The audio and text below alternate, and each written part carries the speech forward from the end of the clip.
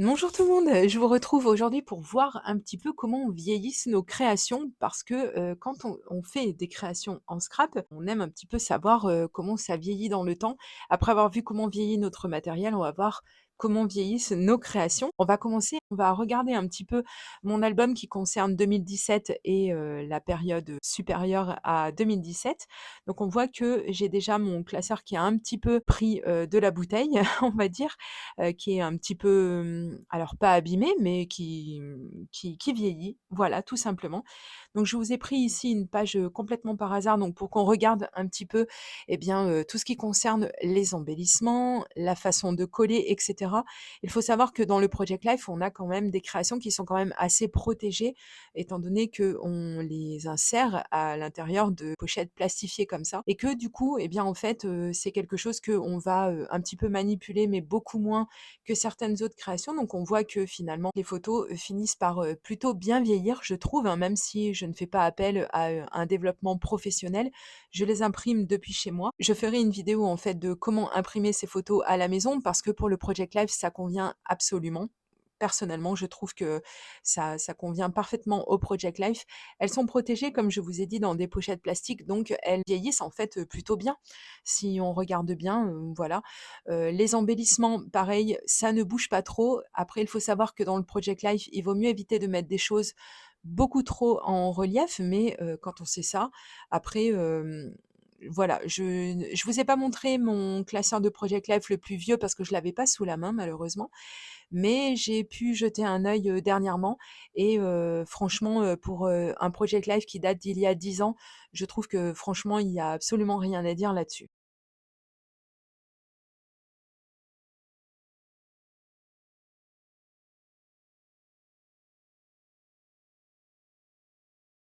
On va passer donc aux pages de scrapbooking à proprement parler. On me demande souvent comment est-ce que je conserve mes pages de scrapbooking. Je les conserve, comme vous le voyez, dans un classeur. Alors, bien entendu, si on utilise, un papier de fond qui est un petit peu fin, on a ces petits effets de gondole, mais enfin, ça n'altère en rien du tout, la qualité de la page. Ici, on va le voir, il y a des pages qui ont plus de 10 ans et qui, ont très, très bien vécu dans le temps.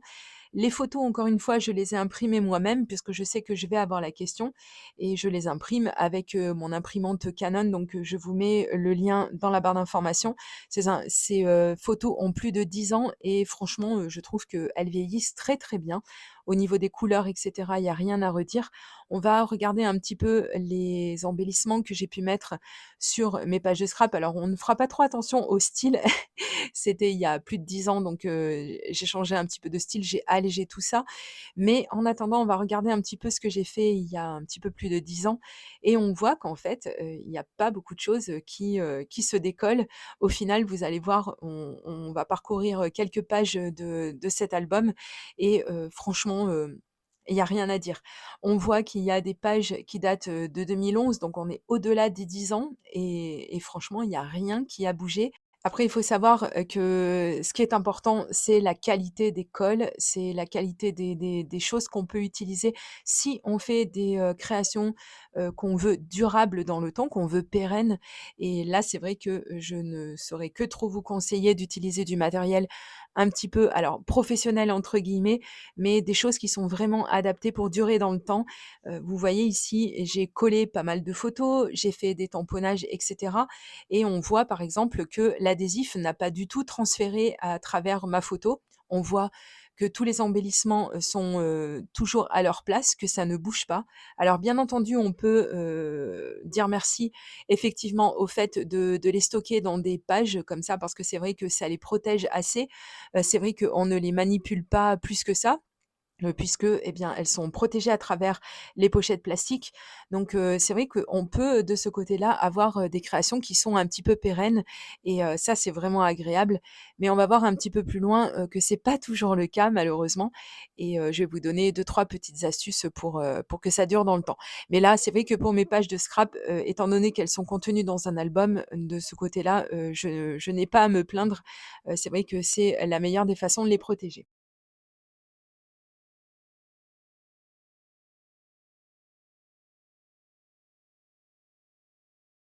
On va passer, aux cartes, que j'ai créées. Alors j'en ai pris quelques-unes comme ça, un petit peu au hasard. Ici, celle-ci, elle a un mécanisme un petit peu spécial, donc c'est une carte, slider et en fait, donc c'est une carte avec un élément qui se déplace de droite à gauche et cetera et celle-ci, je l'ai faite, en vidéo il y a quelques années et donc je la stocke, pour vous dire la vérité, je la stocke superposée sur d'autres cartes et c'est vrai que pour les cartes à mécanisme comme ça, je ne saurais que trop vous conseiller, de les conserver, sans avoir quelque chose sur le dessus puisque en fait, le mécanisme va être un petit peu altéré s'il y a un petit peu de poids dessus. Mais globalement, vous avez vu, ça fonctionne encore. On va passer sur une seconde carte. Alors celle-ci, c'est une colorisation au crayon de couleur. Donc franchement, moi, je trouve que ça vieillit plutôt bien dans le temps. Il y a pas de problème. Je ne les conserve pas, encore une fois, dans des conditions, complètement, de dingue, hein. Je les avais même pas mis, dans, une petite pochette, transparente comme j'ai l'habitude de le faire et là, par contre, on a un gros bémol au niveau de ce que j'avais mis en relief, donc les mousses adhésives 3D de chez Action, je n'arrêterai jamais de vous le dire. Remettez un petit peu de colle quand vous les utilisez parce que, vous voyez que quelques années après, ça finit par se décoller. Donc si ce sont des créations que vous avez faites pour qu'elles soient conservées eh bien, c'est un petit peu embêtant. Voilà, n'oubliez pas de remettre un petit poil de colle sur la mousse adhésive et puis surtout choisissez une autre mousse adhésive que celle de chez Action parce que franchement elle est pas tip top. On va regarder également ce que j'avais mis un petit peu en relief, donc des petites bulles comme ça que j'avais faites avec du Glossy Accent donc franchement elles ont bien vieilli donc voilà, il y a pas grand chose, à dire là-dessus. On va prendre une autre carte que j'avais faite, alors je me rappelle plus si je l'avais faite en vidéo celle-ci, donc c'est une carte sur, le thème d'Halloween comme vous le voyez. J'ai fait pas mal d'embossage à chaud sur cette carte et ça va nous permettre de savoir un petit peu comment vieillit l'embossage à chaud, c'est toujours important de le savoir et comment vieillit également, tout ce qu'on peut faire avec, de l'aquarelle. Donc on voit que le château et cetera, donc tout ce que j'avais fait, ça perd un petit peu en intensité avec le temps, mais bon, ça c'est pas très grave. Par contre, le tamponnage du mot Halloween, lui, on voit par contre qu'il a un petit peu mal vieilli. Ce sont des, poudres embossées qui ont à l'intérieur des paillettes et ça par contre, il faudrait un fixatif je pense, donc que ce soit de la laque, pour cheveux ou un fixatif, qui soit, du monde du scrapbooking, parce que sinon, en fait, à terme, ça finit par partir. On va partir sur une autre création, celle-ci je l'avais faite en vidéo avec vous. Donc on peut voir qu'il y a des endroits où ça se décolle. Les couleurs sont globalement assez fidèles à celles que j'avais réalisées, lors de la création de cette carte. Par contre donc j'avais mis du glossy accent sur les petites fenêtres et on voit, qu'il y a des endroits, je ne sais pas pourquoi, ne me demandez pas, il y a des endroits où, j'ai ces espèces de taches blanches sur le glossy accent, impossible de savoir à quoi c'est dû et il n'y avait pas de papier blanc qui était stocké par-dessus, donc je ne me l'explique pas. On va prendre une autre carte que je n'avais pas réalisée en vidéo avec vous. Donc ici, c'est une découpe que j'ai réalisée avec ma silhouette et que j'avais collée avec de la colle de chez Action et on voit encore une fois, hein, mais que dans le temps, c'est vraiment quelque chose qui ne dure pas. Je suis désolée, hein, vraiment, les j'aime pas mettre l'accent sur ce qui ne va pas, mais c'est important à savoir. Ici, j'avais vraiment utilisé de la colle de chez Action et j'avais utilisé du Glossy Accent pour la petite perle qu'on voit sur le i de meilleurs vœux et là, par contre, ça n'a pas bougé. Donc le Glossy Accent, c'est très, très bien en tant que colle. On va examiner aussi le fait que j'avais utilisé, de la poudre embossée dorée et elle n'a pas bougé. On part sur une autre création. Alors, bien évidemment, celle-ci, comme vous pouvez le voir, je l'avais plastifiée. C'est une création que j'avais faite, voilà, pour moi, comme ça, pour garder. J'aime beaucoup. Ça peut servir de marque-page et cetera. Et c'est vrai que plastifier, eh bien, nos créations, elles durent beaucoup mieux dans le temps. On est bien d'accord. Ce qui n'est pas le cas de cette pauvre création que j'avais faite avec, de l'adhésif double face de chez Action. Regardez-moi la catastrophe. J'avais fait une vidéo d'ailleurs à ce sujet, je vous la mettrai dans la barre d'informations. C'est important d'aller la voir. Ne vous fiez pas à l'adhésif de chez Action. Franchement, faites très attention attention parce que, ce n'est pas de l'adhésif qui est vraiment recommandé pour nos créations. Alors peut-être que maintenant, ils ont fait des efforts au niveau de la composition de leur adhésif, mais regardez un petit peu comment ça passe à travers le papier, c'est vilain comme tout. Donc si vos créations sont faites pour être conservées par les personnes à qui vous les offrez, que ce soit par exemple un album de mariage ou autre, mais imaginez si, les personnes, elles se retrouvent avec des créations comme ça. Enfin, je sais pas, on passe vraiment pour n'importe quoi, alors que nous, on a mis tout notre cœur dans nos créations et avoir, de l'adhésif, qui vient discréditer notre travail, là franchement, je suis pas d'accord. Je ne sais pas ce que vous en pensez, n'hésitez pas à me le dire dans les commentaires.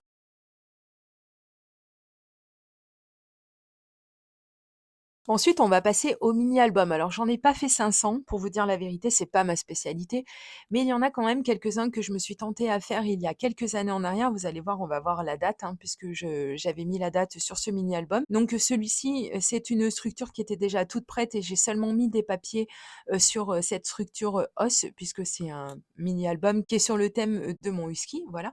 Donc, on voit quand même que les petits embellissements que j'avais mis dessus, ben, ça tient quand même bien dans le temps. Donc après, on va inspecter un petit peu rapidement l'intérieur de cet album. Donc on voit que les papiers globalement ne se décollent pas. Ça, c'est plutôt la bonne nouvelle. J'avais utilisé de la colle Cléopâtre.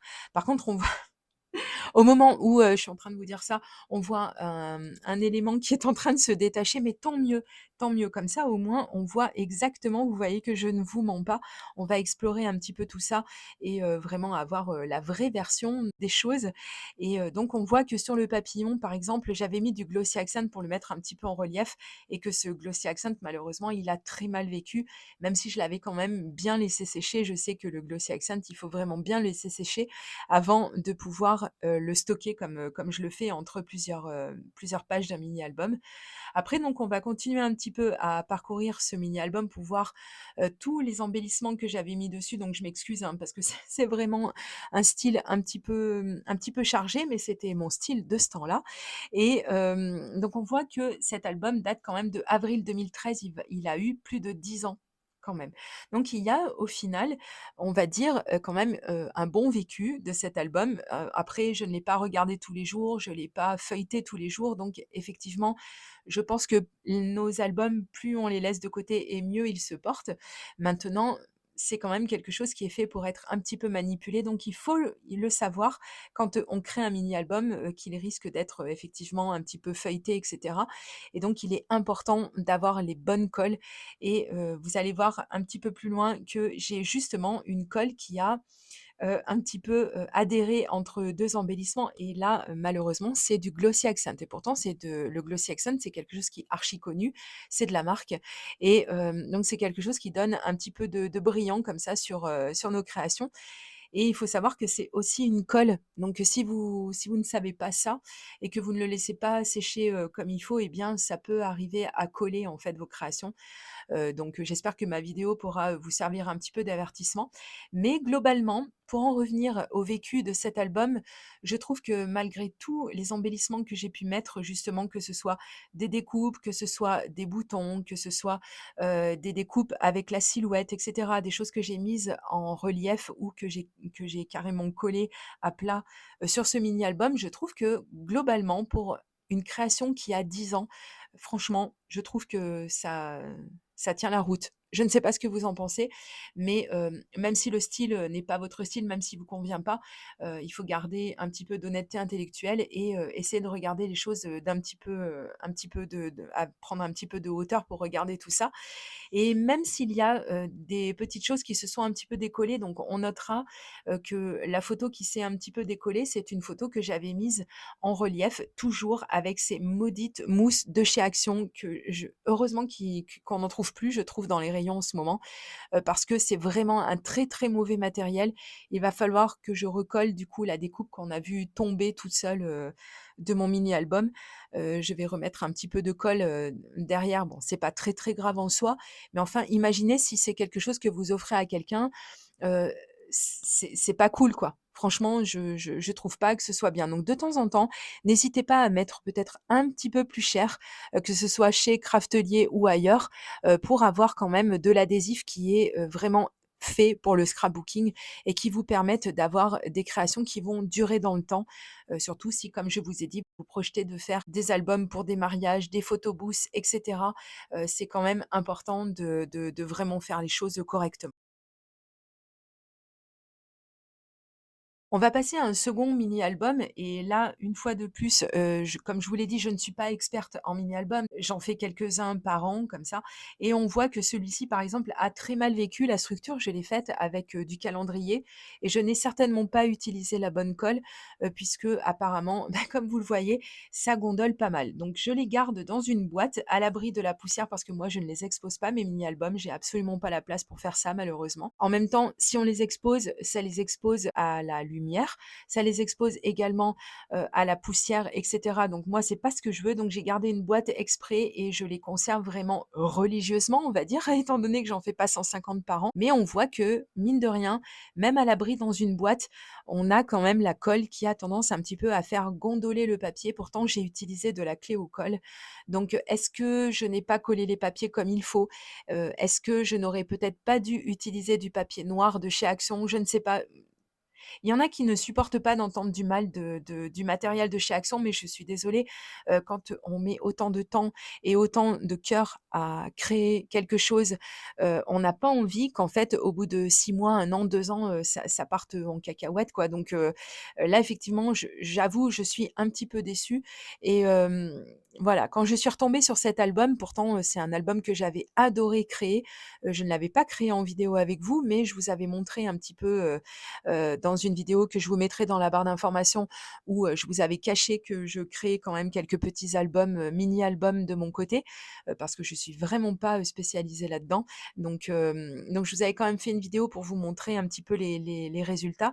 Là, je suis quand même un petit peu déçue, de la façon, qu'il a de vieillir parce que j'ai mis beaucoup, beaucoup de temps et beaucoup d'énergie, beaucoup d'amour à faire, cet album. Ça me tenait beaucoup à cœur et de voir à quel point le papier gondole, c'est plus fort que moi, ça me fait un petit peu mal au cœur, quoi.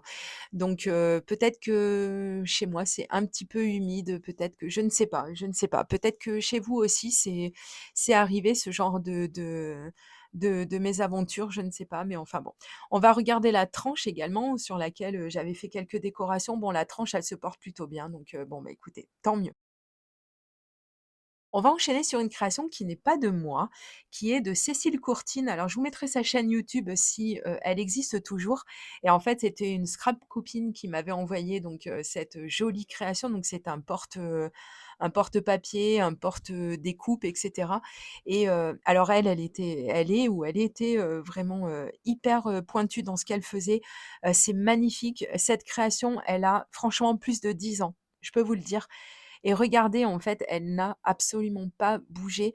On voit juste, pour être honnête, on voit juste un petit peu les aimants, effectivement, sur le papier, mais sinon, elle avait vraiment fait quelque chose d'hyper, hyper pointu et ça n'a absolument pas pris une ride. Après, il faut savoir que je ne m'en suis pas servie, c'était tellement beau que j'ai pas osé m'en servir.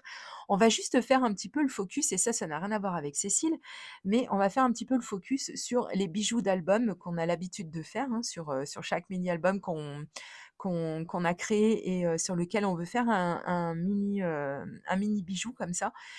Faites attention parce que tout, ce qui peut être, un petit peu en métal et cetera, ça et ben, voilà, ça vieillit très, très mal. Alors c'est sublimé à la caméra, c'est dommage, on verra pas comment ça a mal vieilli, mais en attendant, faites attention si vous mettez des choses, en métal. Bon, bah, écoutez, on a fait un petit peu le tour de quelques créations pour vous montrer un petit peu, comment, nos créations vieillissent. J'espère que ça vous aura un petit peu ouvert les yeux et que ça vous aura peut-être, aussi, mis la puce à l'oreille sur certaines choses.